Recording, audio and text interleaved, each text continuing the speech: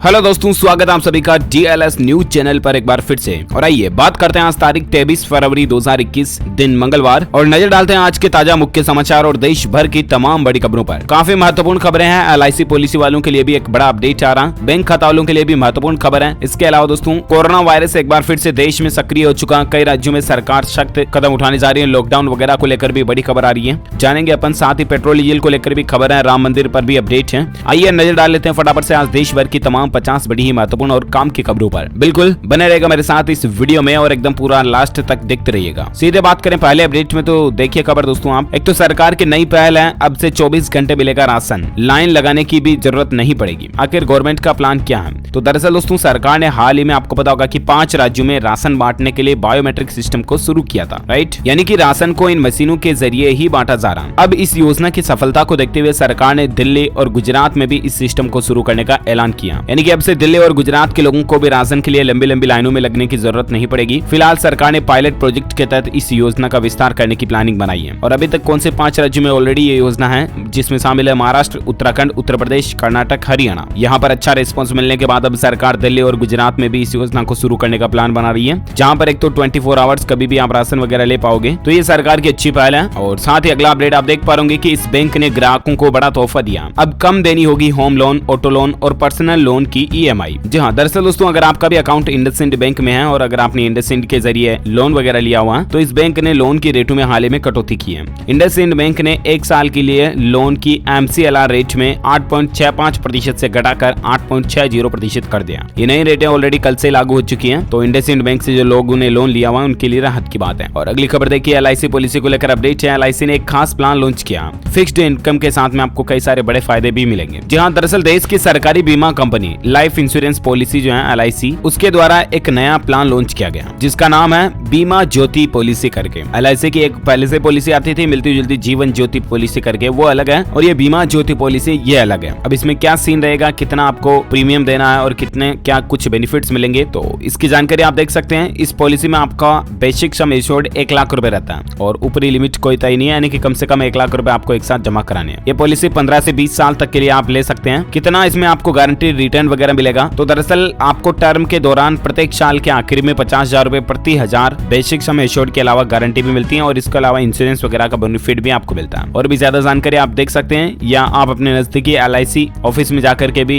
इसके बारे में जानकारी चेक कर लीजिएगा। ओके, और चलिए फिलहाल नजर डालते हैं अगली खबर में। देखिए अपडेट है दोस्तों की, पंडिचेरी में कांग्रेस की सरकार गिर चुकी है। मुख्यमंत्री नारायणसामी ने फ्लोर टेस्ट का सामना करने के बजाय इस्तीफा ही दे दिया डायरेक्टली। देखिए 11 महीने में कांग्रेस के हाथ से ये दूसरा राज्य फिसल चुका है। इसमें कुल कितने विधायक हैं, उनकी क्या कुछ गणित है, इसका जोड़ बाकी गुणा भाग आप कुछ स्क्रीन पर इमेज में देख सकते हैं। बाकी आपकी जानकारी के लिए बता दूं, केंद्र शासित प्रदेश पंडिचेरी में कांग्रेस की अगुवाई वाली सरकार गिर गई है। मुख्यमंत्री V नारायणसामी, जो कि इतने दिन यहाँ के CM थे, वो सोमवार को बहुमत साबित नहीं कर सके और अपने विधायकों के साथ सदन से वॉकआउट कर दिया। कुछ देर बाद ही वे राजभवन पहुंचे और उपराज्यपाल को उन्होंने इस्तीफा भी सौंप दिया। हालांकि यहाँ पर फ्लोर टेस्ट वगैरह भी करवाए गए। फ्लोर टेस्ट से एक दिन पहले 2 और इस्तीफे भी हुए। 22 फरवरी को फ्लोर टेस्ट होना था। इससे एक दिन पहले ही कांग्रेस के एक और विधायक लक्ष्मी नारायणन और इसके बाद सहयोगी दल DMK के वेंकटेशन ने भी विधायकी छोड़ दी। अच्छा, इन दोनों के बाद दोस्तों, यहाँ के जो तत्कालीन मुख्यमंत्री थे नारायणसामी सरकार, वो अल्पमत में आ गई, यानी कि उसकी वोटिंग कम पड़ गई और उसका सरकार बचा पाना भी मुश्किल हो गया। इसलिए उन्होंने खुद भी इस्तीफा दे दिया। मतलब कि कांग्रेस के हालात देखिए आप, कुछ यूं लगता है कि डगमगा सी रही है अब कांग्रेस धीरे धीरे देश के कई राज्यों से। खैर, इस पर आपका क्या राय है, विचार है, मुझे नीचे कमेंट में बताइए। और फिलहाल नजर डालते हैं अगली खबर में। देखिए दोस्तों, रेलवे की एक नई प्लानिंग है। अब सस्ते में आपको रेलवे की जमीन मिल जाएगी, क्योंकि सरकार एक न्यू लैंड पॉलिसी ला रही है। इसको लेकर अगले 2 सप्ताह के अंदर ही भारत के अंदर एक न्यू लैंड लाइसेंसिंग शुल्क पॉलिसी आ सकती है। इस पॉलिसी के जरिए इंडस्ट्रियल उद्देश्यों के लिए रेलवे की भूमि के उपयोग के लिए भूमि के पट्टे की दरों में 3% की कमी की जाएगी। क्योंकि रेलवे के पास देश भर में क्या है कि बहुत सारी खाली जमीन पड़ी है ना। तो इंडियन रेलवे चाह रहा है कि वो जमीन पर कोई काम धंधा शुरू करे, रोजगार या उद्योग धंधों के लिए उस जमीन को यूज करे। तो उसको काम में लेने के लिए एक न्यू लैंड पॉलिसी सरकार लाने जा रही है बहुत जल्द। आप भी इसका फायदा ले पाएंगे। और चलिए अगली खबर देखिए। कल ही आपको पता होगा यूपी में बजट आ चुका और यूपी बजट को लेकर कुछ महत्वपूर्ण अपडेट पॉइंट मैं आपको बता देता हूँ फटाफट से। योगी सरकार ने बजट पेश कर दिया। किसानों, महिलाओं और स्टूडेंट्स के लिए कई बड़े ऐलान किए गए। ये कुछ पॉइंट आप देख पा रहे होंगे। किसानों के लिए इस बजट में दुगुनी आय करने का लक्ष्य रखा गया है। इसके अलावा किसानों को सिंचाई के लिए मुफ्त में पानी मिलेगा, इसके लिए 700 करोड़ रुपए आवंटित किए गए।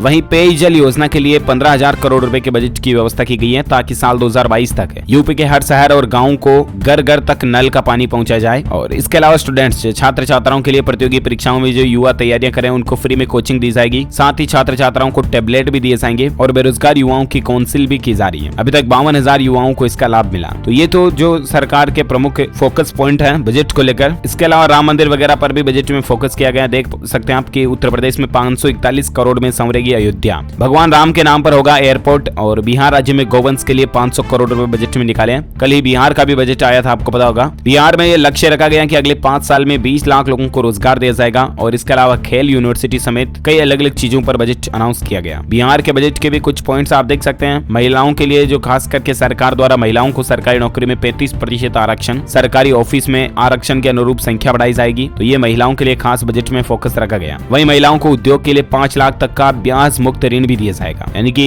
5 लाख रुपए तक का अगर महिलाएं लोन लेती है तब तक उनको ब्याज कुछ भी नहीं देना। उच्च शिक्षा के लिए अविवाहित महिलाओं को 25,000 और स्नातक उत्तीर्ण होने पर महिलाओं को 50,000 की आर्थिक सहायता भी दी जाएगी। तो बिहार बजट में भी महिलाओं पर अच्छा खासा फोकस रखा गया है। अच्छा, इसके अलावा बिहार बजट में किसानों के लिए सरकार ने किसानों की आय को दुगनी करने के लिए सिंचाई की पर्याप्त व्यवस्था की है। हर खेत में पानी की उपलब्धता सुनिश्चित की जाएगी। हर खेत में पानी पहुंचाने के लिए योजना के लिए 550 करोड़ का बजट का प्रावधान रखा गया। और साथ ही हर गांव में सोलर लाइन भी लाई जाएगी। सभी गांव के सोलर स्ट्रीट लाइट के लिए 150 करोड़ का बजट का प्रावधान रखा गया, यानी कि गांव में जितनी भी गलियां हैं उनमें सोलर लाइट लगवाई जाएगी। तो ये भी बिहार में अच्छी पहल है। इसके अलावा गाँव में जहाँ सड़कें नहीं है वहाँ सड़कें बनाई जाएगी। गाँव में संपर्क सड़क बनाने की योजना पर 250 करोड़ का प्रावधान बिहार में रखा गया। तो बिहार का भी बजट एटलीस्ट काफी अच्छा है, यूपी का भी काफी अच्छा है। अच्छा, इसके अलावा बिहार सरकार का और एक फैसला ये भी लिया गया कि बिहार के राज्य विश्वविद्यालयों में पढ़ाने वाले जो अतिथि शिक्षक है ना, उनके लिए खुशखबरी है। उन्हें 1 महीने में मानदेय का भुगतान शुरू हो जाएगा। ये जानकारी राज्य के शिक्षा मंत्री विजय कुमार चौधरी ने विधान परिषद में दी है। और ऐसे भत्ते वगैरह कुल मिलाकर के उनका जो तनख्वाह है वो 50,000 तक पहुंच जाएगी। तो ये अतिथि शिक्षक जो है उनके लिए खुशखबरी है बिहार राज्य के। ज्यादा जानकारी आप देख सकते हैं। और अगली खबर देखिए दोस्तों, एशिया का सबसे बड़ा एयरपोर्ट बनेगा जेवर एयरपोर्ट। साल 2023 तक इसका काम पूरा हो जाएगा। योगी सरकार जो है ना, यूपी के मुख्यमंत्री योगी आदित्यनाथ सरकार ने जेवर हवाई अड्डे को एशिया के सबसे बड़े हवाई अड्डे के रूप में विकसित करने की योजना बनाई है। और इसीलिए इस बार यूपी के बजट में सिर्फ हवाई अड्डे के लिए 2000 करोड़ रुपए अलग से रखने का प्रस्ताव दिया गया। तो जेवर एयरपोर्ट जो यूपी में बनेगा ना, इसमें 6 तो रनवे बनाए जाएंगे और कुल मिलाकर के ये दुनिया का सबसे बड़ा,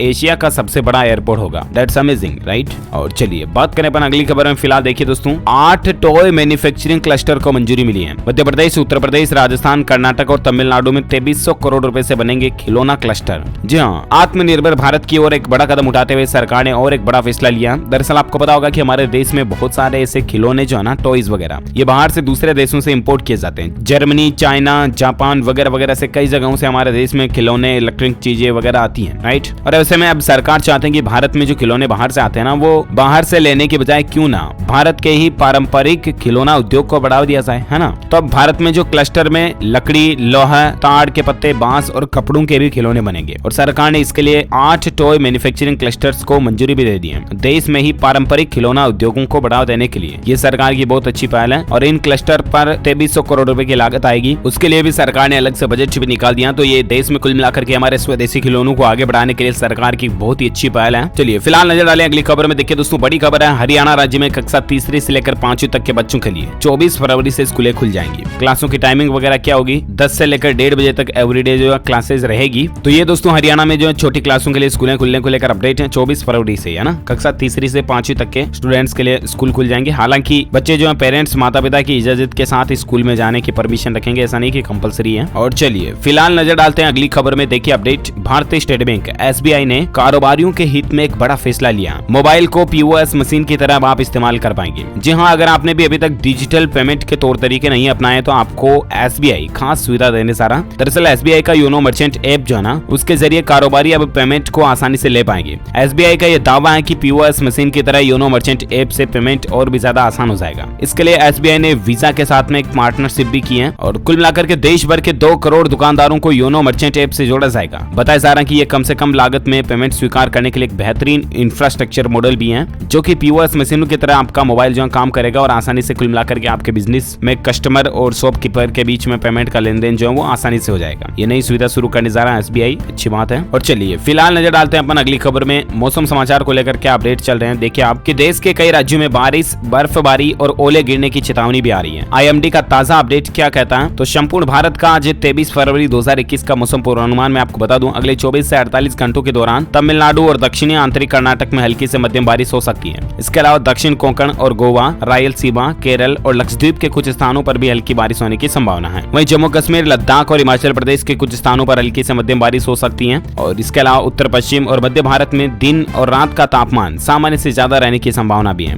उत्तर पश्चिम भारत में न्यूनतम तापमान में कुछ और बढ़ोतरी भी हो सकती है। तो ये रहा आज का वेदर अपडेट, मौसम समाचार। और वहीं सराफा बाजार में सोने चांदी के रेट को लेकर खबर देख पा रही कि गोल्ड के दाम फिर 46,000 के पार पहुंच चुके हैं। चांदी में भी तेजी देखी गई है। जहां सोने की कीमतों की बात करें तो सोने में दोस्तों 278 रुपए प्रति 10 ग्राम की तेजी आई और उसके बाद अभी सोने का रेट 46,013 रुपए प्रति 10 ग्राम चल रहा है। और वहीं चांदी की बात करें तो चांदी में महज 265 रुपए उछलकर 68,587 रुपए प्रति किलोग्राम चांदी का रेट पहुंच गया। और चलिए अब नजर डालते हैं देश में कोरोना का क्या कुछ माहौल चल रहा है। तो देखिए बड़ी खबर दोस्तों कि देश में फिर से बढ़ रहा है कोरोना का खतरा। कई राज्यों ने टेंशन बढ़ा दी है। जी हाँ, भारत में एक बार फिर से कोरोना संक्रमण के मामलों में तेजी से बढ़ोतरी देखने को मिल रही है। पिछले 24 घंटों के दौरान ही 14,000 से भी ज्यादा नए मामले देखे गए। और अभी भारत में कुल संक्रमित मामलों की संख्या आंकड़ा क्या चल रहा है वो तो मैं आपको आगे बताऊंगा। फिलहाल दोस्तों कोरोना के इन बढ़ते मामलों को लेकर गृह मंत्री अमित शाह ने कई अधिकारियों को निर्देश भी दिए हैं। चिंता बढ़ गई है। कल ही देश में कोविड-19 की स्थिति की समीक्षा की और समीक्षा बैठक में केंद्रीय स्वास्थ्य मंत्री हर्षवर्धन, गृह सचिव अजय भल्ला और दोनों मंत्रालयों के शीर्ष अधिकारी भी मौजूद रहे। अमित शाह ने अधिकारियों के साथ भी कोरोना को लेकर देश में बढ़ रहे माहौल पर एक बैठक की कल ही और अधिकारियों को यह निर्देश दिए गए कि देश में टीकाकरण को बढ़ाया जाए और जहां पर मतलब अभी भी हालात गंभीर चल रहे हैं वहां पर फिर से लॉकडाउन और सख्ती पाबंदियां लगाई जाए। अच्छा, वहीं बढ़ते कोरोना को देखते हुए देश में कुछ नई गाइडलाइन भी जारी हुई है। कोविड गाइडलाइन, एक तो विदेश से आने वाले हवाई यात्रियों को ऑनलाइन ही सेल्फ डिक्लेरेशन देना होगा। नेगेटिव टेस्ट रिपोर्ट भी जरूरी होगी तभी उनको देश में एंट्री मिलेगी। ये कुछ पॉइंट भी आप देख सकते हैं नई गाइडलाइंस के कि यात्रियों को एयर सुविधा पोर्टल पर सेल्फ डिक्लेरेशन फॉर्म अपलोड करना होगा। सभी यात्रियों को कोविड की negative RT-PCR test report upload करनी होगी। पैसेंजर को जरूरत पड़ने पर 14 दिन के होम क्वारंटीन का फैसला भी मानना होगा। एयर सुविधा पोर्टल पर जानकारी देने वालों को ही बोर्डिंग की इजाजत होगी। तो ये हवाई यात्रा करने वाले लोगों के लिए भी कुछ नए नियमों का पालन करना जरूरी होगा, है ना। अच्छा, इसके अलावा कोरोना पर और एक अपडेट आप देख सकते हैं। केरल सहित 4 राज्यों में कोरोना के जो मामले बढ़ रहे हैं। तमिलनाडु राज्य ने भी सीमा पर चौकसी को बढ़ा दिया है। वहीं महाराष्ट्र, पंजाब में कोरोना के बढ़ते मामलों को देखते हुए एक्शन में आ गए गृह मंत्री अमित शाह। बैठक वगैरह भी की जैसा कि मैंने आपको बताया। इसके अलावा दिल्ली एयरपोर्ट ने एयर सुविधा पोर्टल में बदलाव किया है। यात्रियों को RT-PCR टेस्ट करवाना कंपलसरी होगा। कुछ गाइडलाइन सरकार ने जो नई जारी की वो मैंने अभी आपको बताई थी। इसके अलावा कर्नाटक राज्य ने केरल के साथ लगे जितने भी बॉर्डर हैं उनको सभी को सील कर लिया। इससे लोगों की मुश्किलें भी बढ़ रही हैं। लॉकडाउन के शुरुआती दिनों में कर्नाटक के अधिकारियों द्वारा लोगों की आवाजाही पर प्रतिबंध लगा दिए जाने के कारण कासरगोड के लोगों को काफी दिक्कतें हुई थी और एक बार फिर से सरकार ने केरल से लगी सीमाओं को बंद कर दिया। ऐसे में मंगलुरु और दक्षिण कन्नड़ के विभिन्न क्षेत्रों में आने जाने वाले लोगों की परेशानियां एक बार फिर से बढ़ गई है। अच्छा, इतना ही नहीं, कोरोना के बढ़ते मामलों को देखते हुए दिल्ली मेट्रो और DTC में बसों वगैरह में मुसाफिरों की संख्या पर भी बड़ा फैसला लिया गया। मेट्रो ट्रेन में यात्री एक सीट छोड़कर ही बैठ सकते हैं। इससे 2 यात्रियों के बीच एक सीट खाली रहती है। और भी कुछ न्यू रूल्स आप देख सकते हैं। अच्छा, भारत में कुल कोरोना के कितने आंकड़े हो चुके हैं दोस्तों, संख्या की बात करें ना तो देखिए 1,10,15,000 से ज्यादा कुल संक्रमितों की संख्या पहुंच चुकी है, जिसमें एक्टिव केस 1,44,000 हैं, जबकि 1,07,10,000 से ज्यादा लोग ठीक भी हो चुके हैं। भारत में कोरोना के कारण मरने वालों की कुल संख्या का आंकड़ा 1,56,496 से भी ज्यादा पहुंच चुका है। तो ये तो रहा भारत में ताजा कोविड डेटा, राइट। वहीं कोरोना के अलावा भी दोस्तों देश के महाराष्ट्र राज्य में और एक खतरा भी मंडरा रहा है, बर्ड फ्लू का। 381 पक्षियों की अभी और हाल ही में मौत देखी गई महाराष्ट्र में। जी हाँ, महाराष्ट्र में आपको पता होगा कि कल ही महाराष्ट्र के अमरावती वगैरह में लॉकडाउन लगा दिया गया था 7 दिनों तक के लिए, 1 मार्च तक के लिए, क्योंकि महाराष्ट्र में कोरोना की संख्या जो बढ़ रही है। और अब खतरा और देखिए, महाराष्ट्र में बर्ड फ्लू फैलने की आशंका भी आ चुकी है, क्योंकि महाराष्ट्र में संडे जो निकला ना अभी ये रविवार के दिन 381 मृत पक्षी पाए गए। राज्य सरकार के एक अधिकारी ने सोमवार को इसके बारे में बताया। और महाराष्ट्र में जब वापस से अमरावती वगैरह में लॉकडाउन लगाया गया उसके बाद महाराष्ट्र के मुख्यमंत्री उद्धव ठाकरे सरकार ने चेतावनी भी जारी की कि लोग बाग सावधान रहें, वरना पूरे महाराष्ट्र में लॉकडाउन लग सकता है। और महाराष्ट्र में बढ़ते केस को देखते हुए मध्य प्रदेश सरकार भी अलर्ट पर है। मध्य प्रदेश के मुख्यमंत्री शिवराज ने सख्ती के निर्देश दिए हैं। मध्य प्रदेश में मतलब भोपाल, इंदौर वगैरह में यहाँ पर मास्क को और अनिवार्य कर दिया वगैरह वगैरह, है ना। तो ये देश में माहौल चल रहा है और कोरोना के साथ साथ महाराष्ट्र में जो है बर्ड फ्लू का खतरा अभी भी मंडरा रहा। तो ऐसे में आप सावधान रहें प्लीज और मास्क वगैरह का इस्तेमाल करते रहें, लापरवाही बिल्कुल भी ना करें। यह आपके परिवार के लिए, आपके खुद के लिए और समाज के लिए बहुत फायदेमंद होगा। और चलिए बात करें अब कुछ देश से जुड़ी अगली बड़ी खबरों में, जहां किसान आंदोलन को लेकर अपडेट देखिए दोस्तों। राकेश टिकैत का कृषि मंत्री तोमर पर पलटवार, कहा कि भीड़ के पास सत्ता परिवर्तन की भी ताकत है। जी हाँ, कल ही सोनीपत महापंचायत पंचायत में बोलते हुए राकेश टिकैत ने कहा कि राजनेता कह रहे हैं कि भीड़ जुटाने से कृषि कानून वापस नहीं हो सकते, जबकि उन्हें मालूम होना चाहिए कि भीड़ तो सत्ता परिवर्तन की सामर्थ्य भी रखती है। ये अलग बात है कि किसानों ने अभी सिर्फ कृषि कानून वापस लेने की ही बात की है, सत्ता वापस लेने की नहीं है। दरअसल कल ही एक कृषि मंत्री नरेंद्र सिंह तोमर की तरफ से बड़ा बयान देखने को मिला था। उन्होंने कहा था कि भीड़ जमा करने से नहीं बदलते कानून, बताएं क्या है किसानों के खिलाफ। मतलब कि उनका कहने का मतलब ये है कि किसानों के खिलाफ कृषि कानूनों में है क्या ऐसी चीज, वो बताएं किसान भाई लोग। उनका कहने का मतलब ऐसा नहीं है कि फिर तो हर कोई संगठन भीड़ इकट्ठी करने लग जाएंगे कि यार इस कानून को बदलो वगैरह वगैरह। तो उनके इसी बयान पर राकेश टिकैत ने कहा कि भीड़ तो है ना वो सत्ता परिवर्तन का सामर्थ्य भी रखती है। तो ये कुछ सरकार और किसान भाई लोगों के बीच तकरार की बातें चल रही है। हालांकि अभी भी कृषि कानूनों को रद्द करने का जो किसान भाई लोगों का मानस है वो बिल्कुल नहीं बदला। किसान अभी भी अपनी जिद पर अड़े हुए हैं। अब देखना ये बड़ा ही दिलचस्प होगा दोस्तों की क्या वाकई में सरकार जो कृषि कानूनों को रद्द कर देती है, या सरकार किसानों को किस तरह से समझा पाती है, किस तरह से सेटिस्फाई संतुष्ट कर पाती है। देखते हैं आगे आगे क्या अपडेट आते हैं, मैं आपको बताता रहूंगा DLS न्यूज चैनल के माध्यम से। इसके लिए आप मेरे साथ जुड़े रहेगा और इस चैनल को नीचे लाल बटन दबाकर सब्सक्राइब करके बेल आइकन जरूर दबा देना है, ताकि आप कोई भी काम की खबर कभी मिस नहीं कर पाओगे। और चलिए फिलहाल देखते हैं देश की कुछ और बड़ी खबरों में अपडेट। देखिए आप, दिल्ली के मुख्यमंत्री अरविंद केजरीवाल सरकार ने एक तो बड़ा ऐलान कर दिया कि अब दिल्ली के जितने भी मंत्री और अधिकारी लोग हैं वो सभी केवल इलेक्ट्रिक गाड़ियों की ही सवारी करेंगे। यानी कि जितने भी दिल्ली के गवर्नमेंट डिपार्टमेंट हैं उनमें इलेक्ट्रिक गाड़ियां ही लगाई जाएगी। प्रदूषण को बढ़ते हुए पॉल्यूशन पर लगाम लगाने के लिए कुल मिलाकर के दिल्ली गवर्नमेंट का ये अच्छा फैसला भी है। और बाकी खबर देखिए आप, एक रैपिडो कंपनी ने लॉन्च की बाइक रेंटल सर्विस। दिन भर के लिए ड्राइवर के साथ आपको बाइक किराए पर मिल जाएगी। देश के 6 बड़े शहरों से ये नई सुविधा शुरू होने जा रही है। रैपिडो कंपनी जो है वो बाइक रेंटल सर्विस शुरू करने जा रही है, जिसमें आपको बाइक और ड्राइवर दोनों 6 घंटे के लिए बुक करने का मौका मिलेगा। एज ए नए स्टार्टअप की तरह ये कंपनी की सुविधा है। और साथ ही अगली खबर देखिए, राजधानी जो कि आर्थिक राजधानी है देश की मुंबई में, वहां पर ऑटो और टैक्सी का सफर करना अब महंगा होगा। दिल्ली सहित कई शहरों में बढ़ोतरी हो सकती है। दरअसल मुंबई में पिछले 5 साल से ऑटो रिक्शा और टैक्सी के बेस फेयर में कोई बढ़ोतरी नहीं हुई है, लेकिन बीते कुछ दिनों में पेट्रोल और डीजल के दामों में बढ़ोतरी को देखने के बाद यहाँ पर वृद्धि देखने को मिली है। अब ऑटो रिक्शा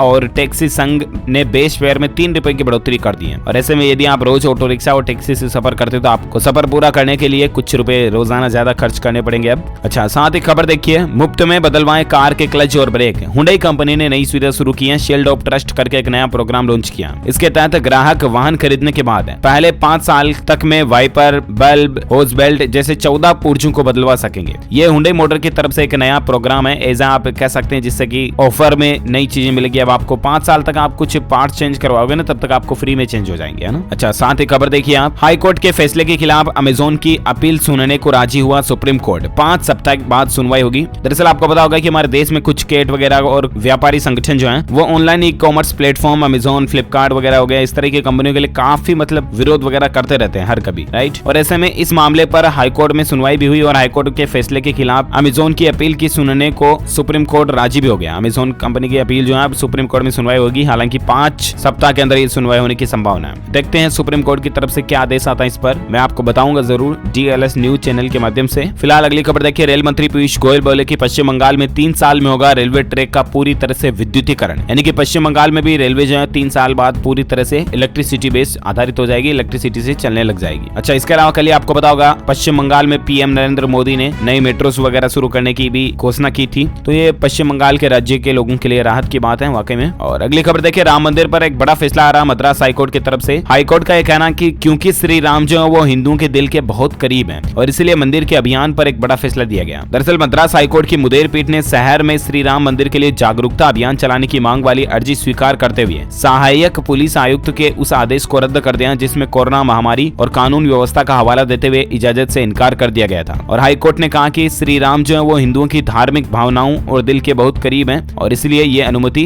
दी जाने पर विचार किया जाए, है ना। तो राम भक्तों के लिए वाकई में बड़ी ही राहत की बात है। आप भी इस वीडियो के नीचे जय श्री राम जरूर लिखिएगा अगर आप भी राम भक्त हैं तो। और बाकी श्री राम जी के लिए इस वीडियो पर एक लाइक तो बनता है यार, फटाफट से लाइक कर दीजिए क्योंकि हाईकोर्ट की तरफ से फैसला आ चुका है। चलिए साथ ही अगली खबर देखिए, अच्छी खबर है, अब डिजिटल पेमेंट में नहीं होगी कोई परेशानी। बैंकों ने मिल करके एक बड़ा फैसला लिया। जी हाँ, दरअसल डिजिटल ट्रांजेक्शन का चलन काफी तेजी से बढ़ रहा है कोरोना वायरस की महामारी के बाद। खासकर आपको पता होगा कि सभी लोग बाग जो ज्यादातर डिजिटल पेमेंट करने लगे, राइट। और ऐसे में डिजिटल पेमेंट की ट्रांजेक्शन को लेकर जो कुछ समस्याएं हैं उनको देखते हुए अब सार्वजनिक क्षेत्र के जो जितने भी बैंक हैं उन्होंने बैंकिंग सेक्टर में तेजी से डिजिटल अपनाने के लिए डिजिटल बुनियादी ढांचे को और बेहतर करने के लिए एक कंपनी की स्थापना पर विचार बनाया है। इसकी जानकारी 2 बैंकों ने दी है। डिजिटल बैंकिंग इंफ्रास्ट्रक्चर कॉर्प की स्थापना की जाएगी जिसमें कि आपकी डिजिटल पेमेंट और ट्रांजेक्शन से संबंधित जितनी भी समस्याएं होगी ना वो एक कंपनी के अंदर सोल्व हो जाएगी। तो एज कुल मिलाकर के बैंकों की तरफ से एक ऑर्गेनाइजेशन या संस्था जिसे कह सकते हैं आप, वो खास करके डिजिटल पेमेंट के लिए स्थापित की जा रही है। अच्छी बात है। और अगली खबर देखिए, मध्य प्रदेश राज्य में महिला चिकित्सा शिक्षकों को मिलेगा 730 दिन का संतान पालन अवकाश। महिलाओं के लिए मैटरनिटी लीव को लेकर एक बड़ा फैसला निकल कर आ रहा है। मध्य प्रदेश के सरकारी चिकित्सा महाविद्यालयों की जो महिलाएं शिक्षक हैं, उनको 730 दिन का संतान पालन अवकाश मिलेगा और संपूर्ण सेवा काल के दौरान 2 ज्येष्ठ संतानों की देखभाल के लिए यह अवकाश दिया जाएगा। चिकित्सा शिक्षा मंत्री विश्वास सारंग ने व्यवस्था लागू करने के निर्देश दिए हैं। अच्छी पहल है माताओं बहनों के लिए। और खबर देखिए दोस्तों, कालाबाजारी पर सख्ती लगाने के लिए अब भारतीय गाड़ियों को नेपाल में नहीं मिलेगा 100 लीटर से ज्यादा पेट्रोल डीजल। ऑयल निगम ने इस तरह का निर्देश जारी कर दिया क्योंकि नेपाल में बिक रहा भारत से सस्ता पेट्रोल डीजल और इसीलिए कालाबाजारी बढ़ रही है और इसी पर रोक लगाने के लिए भारतीय गाड़ियों को अब 100 लीटर से ज्यादा पेट्रोल डीजल नहीं दिया जाएगा, है ना।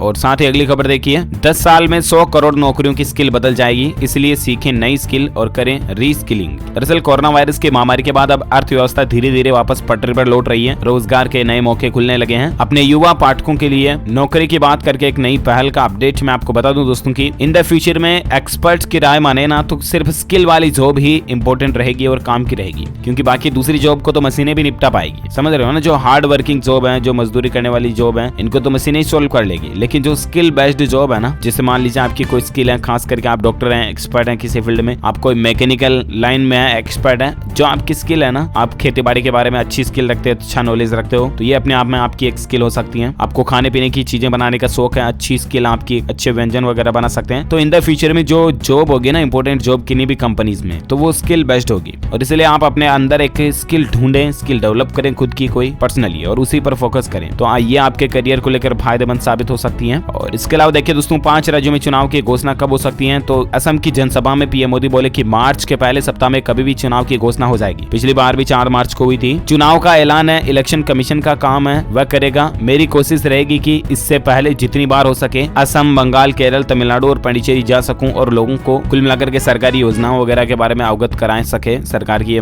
प्लानिंग है। और इसी के साथ ही देखिए आप दोस्तों अंतिम अपडेट कि पीएम मोदी कल ही पश्चिम बंगाल गए, वहां उन्होंने 464 करोड़ रुपए की योजनाओं का शिलान्यास किया, उद्घाटन किया, जो कुछ भी कह सकते हैं आप। तो ये भी बंगाल चुनाव से पहले बंगाल की पब्लिक के लिए राहत की बात है। जानकारी आप स्क्रीन पर देख पा रहे होंगे। ओके दोस्तों, तो इस कड़ी में आज दिन भर की तमाम बड़ी खबरें, मुख्य समाचार, छोटे ब्रेकिंग न्यूज का वीडियो यही फिनिश होता है। वैसे आप मुझे नीचे कमेंट करके जरूर बताएगा कि उस तारे का नाम क्या है जो रात में धरती से सबसे ज्यादा चमकता हुआ दिखाई देता है। एक तारा है जो रात के समय मतलब पृथ्वी से सबसे ज्यादा चमकता हुआ दिखाई देता है, तो उस तारे का नाम क्या है। जो लोग इसका सही जवाब इस वीडियो के नीचे कमेंट बॉक्स में देंगे ना, वो रैंडमली पिक किए जाएंगे हमारी DLS न्यूज टीम की तरफ से और आप जीत सकते हैं एक शानदार सरप्राइज गिफ्ट, जो कि गिव अवे के रूप में आप तक पहुंचे दिया जाएगा। और इसके साथ ही अगर आप DLS न्यूज चैनल पर पहली बार आए तो सब्सक्राइब नहीं किया ना, तो इस वीडियो के नीचे लाल बटन मिलेगा, उसको दबाकर सब्सक्राइब कर लो अभी का अभी फटाफट से। और पास में बेल आइकॉन मिलेगा, उसको भी दबा दो, ताकि क्या है कि आपको रोजाना के ताजा अपडेट्स जो है ना, वो तुरंत आपके मोबाइल पर मिलते रहेंगे। ओके, मिलेंगे अगले नेक्स्ट अपडेट में, तब तक के लिए thank you, take care, goodbye, जय हिंद, जय भारत, वंदे मातरम।